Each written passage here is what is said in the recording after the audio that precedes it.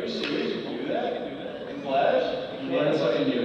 Once it's like programmed, like jitters like down like that, and you're always afraid there's gonna crash. Still works though. It works, but I'm just saying the two of them has more streamlined method. Yeah. It's like 1,000 things that Like, it was just like, I tried something, and then there's like orange lines and blue lines and green lines. Yeah, I just Immediately. We're using orange and blue and green. Someone told me to get this version. You have a trial version, shareware version, pyrogenic version. Yeah, no, back to the color thing. I've been mixing colors more. I just learned the value of mixing colors. I've been just picking colors. But like, if you go into like Photoshop, you take like, you choose like 4 base colors, right? Yeah. And then you make like a really good palette for mixing them. So like you get like blue and red or whatever. And then you take like the brush and you just like over the red with the blue. And then you get like all these colors in between. And then you use those as part of your palette. And then you save them. And it looks good. It's harmonious. That's like basic fucking, you would learn that, like Dolly learned that in his first day of fucking art class. So like, it took me like 7 years to find it. Yeah, people always report themselves. I'm surprised, man. I've been using Flash for 10 years, and every day I find something. I didn't know you could do that. Yeah, Crazy. So, it's stuff you can't really explore either. You just hear it from other people. You just get set in your ways, is all. Yeah.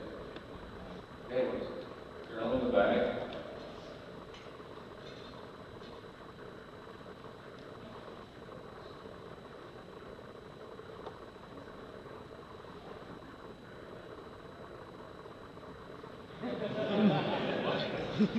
Fart smell. I don't know.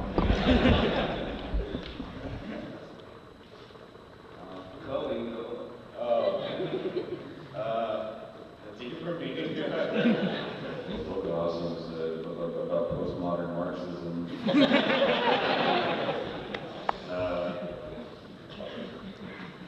Is that a serious question, or are you being facetious with us? Okay. The deeper meaning is we're fucking bored and depressed all the time. So we're idiots. So we're trying to make us, ourselves, and each other laugh. And we are all insecure about everything that we ever do. And we're all good friends, but we're always afraid that we're stepping on each other's toes. So we show each other videos that we made to be like, look what I can do. Did this make you laugh? And then they laugh, and we're like, okay, we're good.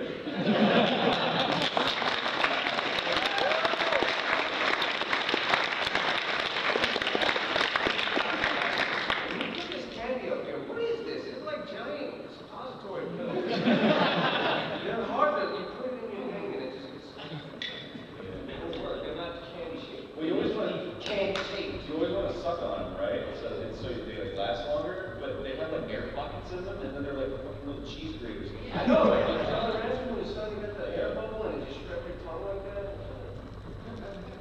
And you chew on it, it gets stuck in your teeth, and you got, and it pulls out your filling. You can have some. It's a guy with an hat. Okay. Spazkid and Egoraptor. What was the process with Egoraptor animation? Oh. Was it just like, I want to make a fun cartoon, Egoraptor's God, shits on everything? Oh, well, it was more like, I released Sailor Man, and when I first did Sailor Man, it was an audition for some weird dude who plays with dolls, and it was like, he did like a Sailor Moon thing. So No shit, that was because of Sailor Moon Red? Yeah. He said Bella submitted the audition tape, and like, it was 4 years ago, and I still had it on my computer, this very, like, when I was like, man, this is stupid, and like, I saw it, I was like, this is the most, well, I thought you did it, because it sounded like your voice, and I was like, this sounds exactly like you. And so I was like, did he do it? No, apparently not, and so I did it, and when I released it, everyone was like, you caught Egoraptor, you did Egoraptor, because I do like 2 random faces, because I have the John K. bug, like back there, I used to, when I did my Christian series, nobody knows about that still, right? And I used to always draw Christian really like scary and terrifying and weird, but I always like to draw it really different, and so I wanted to make, so it was really boring, because the audience like, oh no, the time. And it's just like, what can you do? It's just like girls just making noise. So I just made it really zany and stupid. And so everybody was like, they were just doing the whole Egoraptor thing. And I got like 6,000 zeros. That's probably an exaggeration. But I got a lot of zeros, and I was like, oh dude, this is perfect. Because it was like perfect. And I made another one, and it doubled it. I'm like, yes, now I have more ammo. And so I made Egoraptor. And I combined all the zeros. And it was a big joke, because it was like, say that you had like the colors and the wacky faces. And so I was like, oh, sweet. And so I created this thing, because I sort of, it was a play, obviously. Egoraptor's not God, but the joke was everybody thought it was God. So like when they were like comparing rocks and like everyday situations, like a guy's eating food, he's like, it tastes like Egoraptor. He's like in a car, he's like, don't cut me off, Egoraptor. It was just like, it was a big joke. And I wanted to go above and beyond and actually make him God. Kill people, and it got way out of hand. I never expected it. It was pretty fun.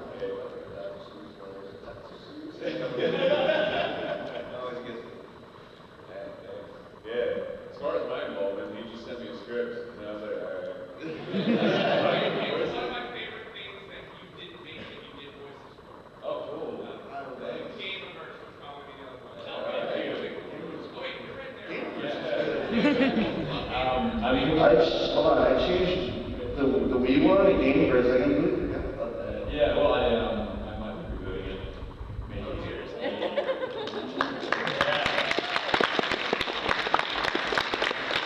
The Egoraptor was kind of funny because it kind of backfired on me. Now I fucking tastes like Egoraptor. Oops. It's all good though. I go with the help guy, yeah. Consider you're all very talented and dedicated actors for your rights, but obviously, all of you, do a voice acting. What is your approach to how you voice your characters? Oh my god, dude, I don't voice acting insane. I try, but I have like a $20 mic and it's like doesn't sound very good. I think we can do like Mickey Mouse. Give it a shot.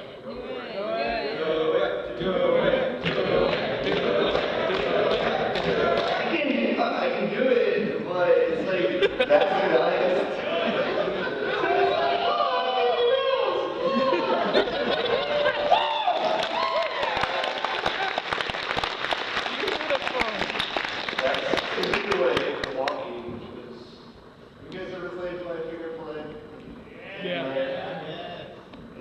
Really played that game legitimately? I was young once. So water guy. I was like, man, I'm fucking bored, so I made one. And I never looked back. I love your fucking like bike etiquette, dude. You got like a Chris Cornell shit. Yeah, dude. I like you know me. Oh yeah, I don't know. As far as voice acting goes, I only have like 3 voices. I have this one, and I have a gay guy. then I'm sorry if I offend anybody, and then I have the. No, The really gay guy. That's not this guy here. No, you know, you just it don't revolve around your script and like what you want to do. It's like you put something out. And as far as scripts go, it's more like just your idea. Like this guy should sound like this, and then you'll be like, no, you know, like we want him to sound like this. The person will be like, well, what if it sound like this? And it's like, yeah, that's perfect. And so, Fuck you, mine's better. and you just kind of gauge it depending on what you're doing and what you're trying to accomplish, your end result, I guess. Yeah, it's tough. Because you'll read a script, and in your head it'll be funny, and then you'll say it, and it won't be funny at all. And then you just gotta find the voice in your head. And it really does depend too, now that you mention it. You could destroy a good idea with a bad voice. You just like knock it up another, not a bad, technically bad voice, but just like a wrong voice. You just apply another voice to it. Yeah, I found that like traditional cartoon voices almost kind of kill the kind of comedy. In what sense? At least that I do. Well, because you know, like traditional cartoon voices, you think of like, well, hey, here I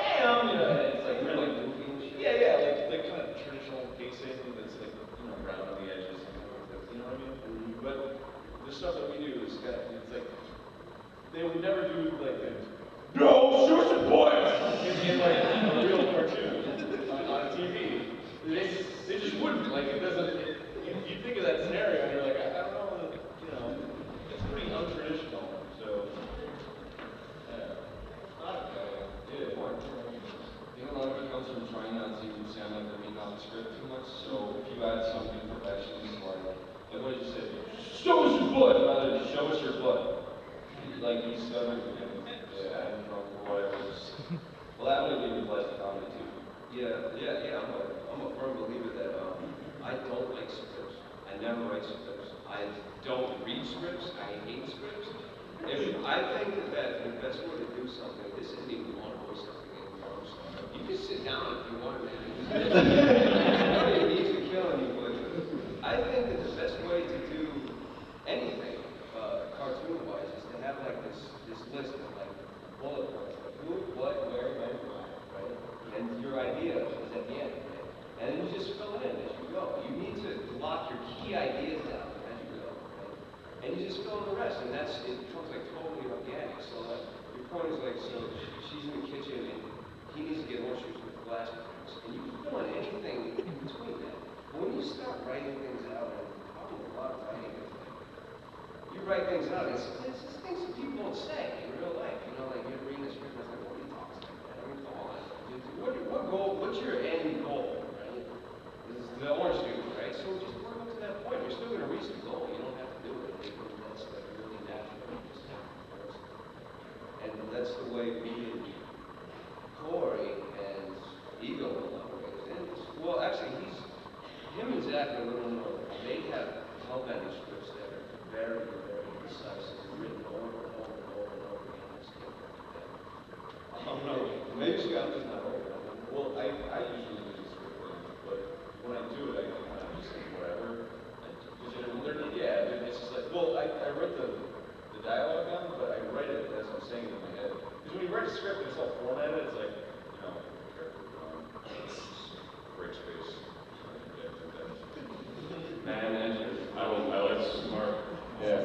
And I'm just like, you know, I have like abbreviations for characters like Egoraptor and B, you know, so B, fuck you! A, but it's funny that you say the ear method actually can do that. And that's how you come across. That was all I knew. yeah, that's I've heard that's how they did Dr. Katz. Anyone remembers Dr. Katz? Yeah. That show was so charming. It's because every episode, or there's always this one point, like, you know, Dr. Katz got new glasses or something, right? And then they just spitball back and forth. So those glasses look stupid. How stupid do they look? And the whole point is that these glasses look stupid. So it doesn't matter how you get there. It's just really charming to watch this back. I just want to add to that I can vouch for Stamper's method. I remember when we were working on the Transformers cartoons, and I was like working on mine, whatever, and then I like look over to you, and you have Notepad open, and it's just like fucking 10 lines of like keyboard banging, and then it just says like, butt farts, Megatron farts. That's the question. Whatever happened to that, where Megatron comes out of the water? He farted, Yeah. Anyway, that's fine. Whatever you want. The water bottle. You know, when you hold an object up, it helps because it seems like the water bottle with a hat. It just I actually goes- learned that in Marin's panel yesterday. Rob Seller. But my first question is actually for Oney, Stanford, and Egoraptor. Since you've transitioned to YouTube, have you felt that you'd start to make more real-life videos instead of animations? You mean live action? Yeah. Yes. I would like to do more. The way easier to make it faster, there's more on the spur, there's more charity that you can make. That's true. We got a couple of things in the works right now. Y'all are working on me and Stanford, Oney and that, No! Well, we're actually working on a big live action thing. We've had in the works for a while. Yeah, It's real charming. it is. It's also it's gonna be good. Yeah, Chris is really big in the live action. He wants to do a lot more. He's always so much camera space. disgusting. And he never gets a chance to use it, but, Yeah, that's what I'm, you know what I found? It helps. I've been telling everybody that I'll film stuff for you, and pick me up on it, and I get to learn more about it. I've been getting more creative with shots. Because it's weird. In animation, you can come up with your own fucking shot, whatever. But when you gotta work with like space and everything, then you gotta get creative. It's fun. Yeah, it's fun. But my second question was, what's the story behind the The story was he was staying over for a week or 2 weeks. Yeah. And he just got fucking bored. The second day I got there, you're like, oh yeah, okay. I was like, okay, what we do? And then he looked, what's super? And then I had my camera and he had his. We set up on 2 different tripods. And we just fought each other for like 20 minutes. And we took the best parts. Yeah. Yeah, we just took the best parts. yeah, there's really never any story behind anything. We're just idiots. We just do things like anybody else does. That's still a story. And sometimes the camera's on. That's very true. It's the whole you edit and make it like, See, now I'm doing other stuff on it. how horses. From the actual animation process to deadlines and audience reaction, what's the most stressful part about it? Fucking YouTube comments, man.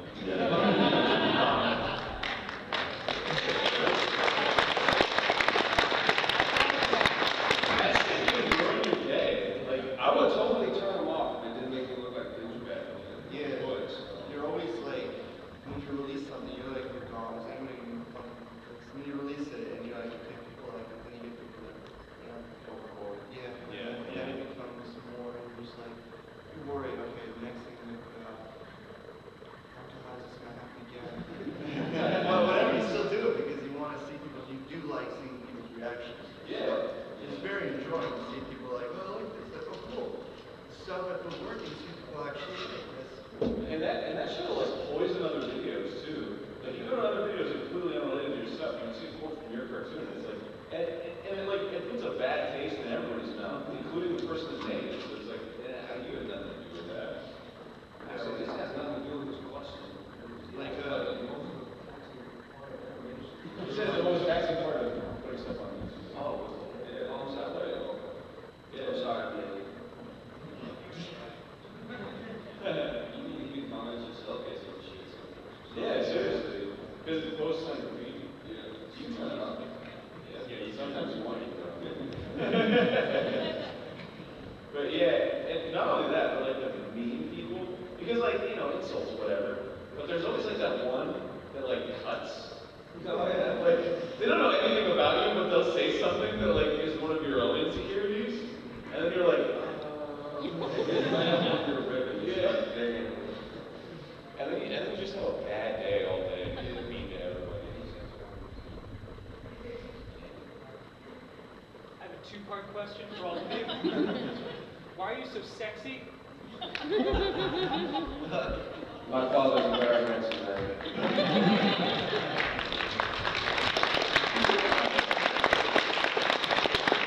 Everybody, you don't understand. I'm getting tired.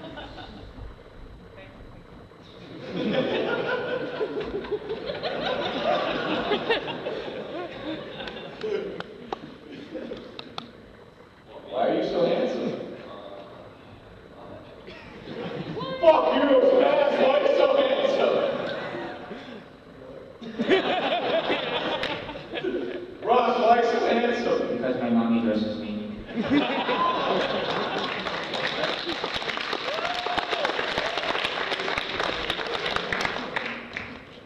I'm so handsome because it rhymes with Valentine's.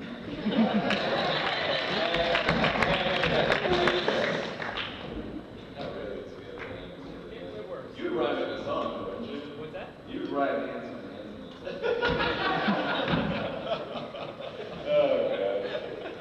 All right. Thank you. The guy with the black sleeve and the blue ring around it. Yeah. The Steve animation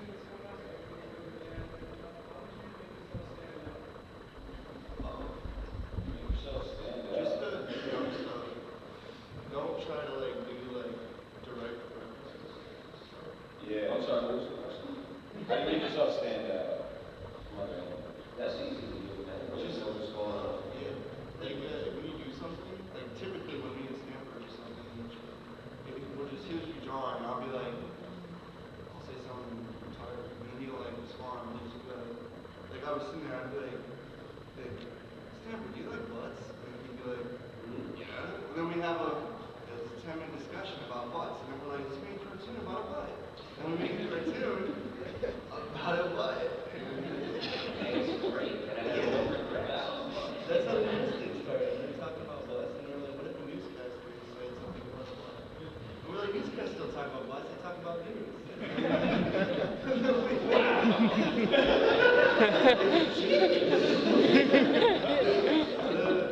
It's like, this is a true story. We went to IHOP, and like, we ordered food. We're like, no pancakes. Obviously, she wasn't paying attention. And she gave me like bacon, no pancakes. And she gave us pancakes. And we were like, we didn't ask for this, but we'll still eat it because we'll get drunk later. And then we got drunk later, and that just like fueled the creative energy. And then we created some stupid ass 90s news thing to go along with this joke. It was literally like a joke a 5-year-old would do, like if he's in class and he like raises his hand, teacher call him, he'd be like, oh yeah, beans for lunch. That's literally, this is such a sense of humor. We're not too hard to figure it out. Yeah, it's sort of a catch-22 in a way, because you can't create anything without a frame of reference. So like when you start out, you're always going to be a little bit derivative. Yeah. But when you keep working, you'll find your own voice through your influence. Yeah, I'm sorry, that's not arrogant. I'll go, oh, it's easy to do. But I didn't mean that at all. I'm just saying, yeah, like you say. Yeah, it just happens naturally, you You're know. going to draw things up, but nobody knows what's, and everybody in this room has their own perspective on it, regardless of whether it's been done or not, like the color red. Like, everyone has their different take on the color red. You can tell it, you know. And that's staying new. Another thing is, I don't know. Oh, you're fine. I always feel bad. But when you make something, if you don't like it, don't do it. Yeah, cut it off. Yeah. Because like I've done tons of cartoons where I'm like, that's really funny, and I'll do it. I'm like, this is retarded, I don't want to do it, and I'll just like not do it because if you don't like something and you're working on it, it's gonna like just demotivate you, and you're gonna take longer and longer on it. Which is why I always balance 2 projects just in case one flops, I can do another one. That's typically just work on something you do want to work on. Yeah, absolutely. If you try too hard to stand out or be too creative, you're gonna be dishonest. That's very true. Just do what you think is funny. And you'll stand out naturally. Whatever stand out. Yeah. It's funny, guys. We've only got like 2 minutes left. Only got like 30 seconds. 1 minute. Question for this guy. That's your go. Hurry. Yeah. Oh, No, wait. That's if I said this. Yeah, this guy. And then it was you next. Make it quick. So do you guys feel like animation is you're writing, you can be uninhibited on like the jokes that you make? Or is there a time where you're like, maybe I should like hold back on that joke? Because you should never script an original thing. You should always spitball stuff. If something's not funny, don't do it. Like really, take it over with everybody. Wait, is that what he asked for? You meant like we hold back on jokes because we think we would be socially acceptable? Oh, is that what you're asking? Yeah, I mean, we all make like really dirty jokes with each other. Yeah, you gotta be careful. You can't put that out You there. can't. It's YouTube. Yeah. You gotta be careful.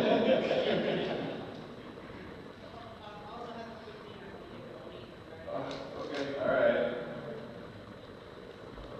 Yeah, real super Thank you, sir. Yeah.